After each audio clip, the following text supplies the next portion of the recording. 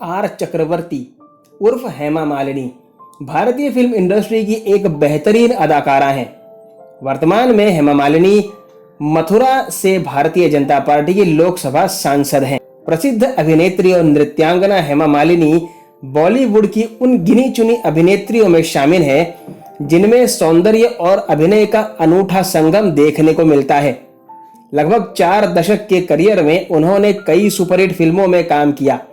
हेमा मालिनी को फिल्मों में उल्लेखनीय योगदान के लिए 1999 में फिल्म फेयर के लाइफ टाइम अचीवमेंट से सम्मानित भी किया गया था। नमस्कार, फिल्मी तराना चैनल के एक और बेहद ही मनोरंजक एपिसोड में आप सभी का स्वागत है। हेमा मालिनी का जन्म तमिलियन परिवार में 16 अक्टूबर 1948 को अम्मनकुडी तमिलनाडु में हुआ था। उनके पिता का नाम VSR चक्रवर्ती है। उनकी मां का नाम जया चक्रवर्ती है, जो कि एक फिल्म निर्माता भी थी। हेमा मालिनी को अपने शुरुआती करियर में कई बार रिजेक्शन का सामना करना पड़ा था। यहां तक कि एक बार तमिल निर्देशक ने उन्हें अपनी फिल्म में यह कहकर लेने से मना कर दिया था कि उनमें एक स्टार अपील नहीं है। हेमा मालिनी ने हिंदी सिनेमा में कई सालों तक बेहद संघर्ष किया। साल 1968 में उन्होंने राज कपूर निर्देशित फिल्म सपनों का सौदागर में अभिनय किया। फिल्म तो बॉक्स ऑफिस पर फ्लॉप हुई, लेकिन अभिनेत्री के रूप में हेमा मालिनी को दर्शकों ने खूब पसंद किया। हेमा मालिनी को पहली सफलता वर्ष 1970 में प्रदर्शित फिल्म जॉनी मेरा नाम से हासिल हुई। इसमें उनके साथ अभिनेता देवानंद मुख्य भूमिका में थे। फिल्म में हेमा और देवानंद की को दर्शकों ने सिर आंखों पर बिठाया और फिल्म सुपरहिट रही। हेमा मालिनी को प्रारंभिक सफलता दिलाने में निर्माता निर्देशक रमेश सिप्पी की फिल्मों का बड़ा योगदान रहा है। उन्हें पहला बड़ा ब्रेक रमेश की ही फिल्म अंदाज 1971 से मिला। इसे महज संयोग कहा जाए कि निर्देशक के रूप में रमेश सिप्पी की यह पहली फिल्म थी। इस फिल्म में हेमा मालिनी ने राजेश खन्ना की प्रेयसी की भूमिका निभाई, जो उनकी मौत के बाद नितांत अकेली हो जाती हैं। अपने इस किरदार को हेमा मालिनी ने इतनी संजीदगी से निभाया कि दर्शक उस भूमिका को आज भी नहीं भूल पाए हैं। वर्ष 1972 में हेमा मालिनी को रमेश सिप्पी की ही फिल्म सीता और गीता में काम करने का अवसर मिला, जो उनके सिने करियर का एक माइलस्टोन साबित हुई। इस फिल्म की सफलता के बाद वह शोहरत की बुलंदियों पर जा पहुंची। उन्हें इस फिल्म के दमदार अभिनय के लिए सर्वश्रेष्ठ अभिनेत्री के फिल्म फेयर के पुरस्कार से भी सम्मानित किया गया। रमेश सिप्पी निर्देशित फिल्म सीता और गीता में जुड़वा बहनों की कहानी थी, जिनमें एक बहन ग्रामीण परिवेश में पढ़ी बड़ी थी और डरी सहमी रहती थी, जबकि दूसरी बहन तेज तर्रार युवती होती है। हेमा मालिनी के लिए यह किरदार काफी चुनौती भरा था, लेकिन उन्होंने अपने सहज अभिनय से न सिर्फ इसे अमर बना दिया, बल्कि भविष्य की पीढ़ी की अभिनेत्रियों के लिए इसे उदाहरण के रूप में पेश किया। बाद में इसी से प्रेरित होकर फिल्म चालबाज का निर्माण किया गया, जिसमें दोहरी भूमिका वाली बहनों का किरदार श्रीदेवी ने निभाया। हेमा मालिनी सीता और गीता से फिल्म इंडस्ट्री में शोहरत की बुलंदियों पर पहुंची, लेकिन दिलचस्प बात यह है कि फिल्म के निर्माण के समय निर्देशक रमेश सिप्पी नायिका की भूमिका के लिए मुमताज का चयन करना चाहते थे, लेकिन किसी कारणवश यह फिल्म वो नहीं कर पाई।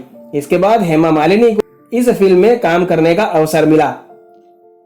पर्दे पर हेमा मालिनी की जोड़ी धर्मेंद्र के साथ खूब जमी। यह फिल्मी जोड़ी फिल्म सराफत में चर्चा में आई। वर्ष 1975 में प्रदर्शित फिल्म शोले में धर्मेंद्र ने वीरू और हेमा मालिनी ने बसंती की भूमिका में दर्शकों का भरपूर मनोरंजन किया। हेमा और धर्मेंद्र की यह जोड़ी इतनी अधिक पसंद की गई कि धर्मेंद्र की रियल लाइफ की हेमा मालिनी उनकी रियल लाइफ की ड्रीम गर्ल बन गई। बाद में इस जोड़ी ने चरस, आसपास, प्रतिज्ञा, रजिया सुल्तान, अली बाबा और 40 चोर, बगावत, आतंक, द बर्निंग ट्रेन और दोस्त आदि फिल्मों में एक साथ काम किया। हेमा मालिनी और धर्मेंद्र ने टोटल मिलाकर के 42 फिल्मों में काम किया। वर्ष 1975 में हेमा मालिनी के सिने करियर का एक अहम पड़ाव साबित हुआ। उस वर्ष उनकी सन्यासी, धर्मात्मा, खुशबू और प्रतिज्ञा जैसी सुपरहिट फिल्में प्रदर्शित हुईं। उस वर्ष हेमा मालिनी को अपने प्रिय निर्देशक रमेश सिप्पी की फिल्म शोले में काम करने का मौका मिला। इस फिल्म में अपने अंदाज से हेमा मालिनी ने दर्शकों का भरपूर मनोरंजन किया। फिल्म में हेमा मालिनी के संवाद उन दिनों दर्शकों की जुबान पर चढ़ गए थे और आज भी सिने प्रेमी उन संवादों की चर्चा करते रहते हैं। हेमा ने 2007 में अपनी किताब Hema Malini the authorised biography में यह बताया था कि उन्हें जितेंद्र और संजीव कुमार दोनों ने ही प्रपोज किया था, लेकिन उन्होंने धर्मेंद्र की दूसरी पत्नी बनना स्वीकार किया।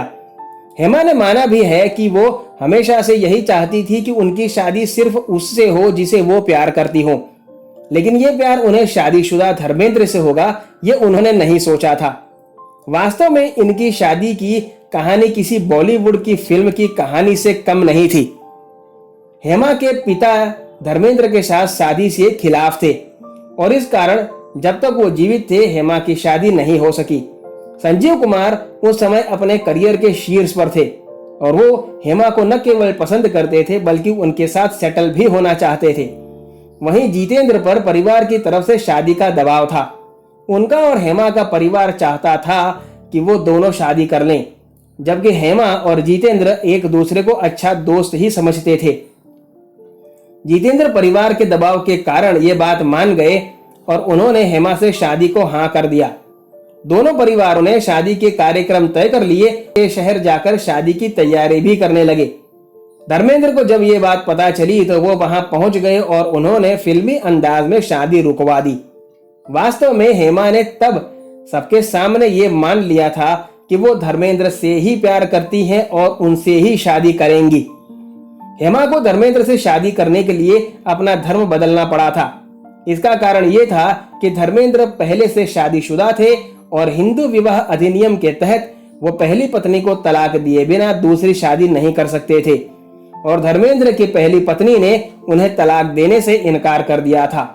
21 अगस्त 1979 को हेमा और धर्मेंद्र दोनों ने इस्लाम धर्म अपना लिया था और फिर इन्होंने अपने नाम भी बदल लिए और इस्लामी रीति रिवाजों से शादी कर ली थी।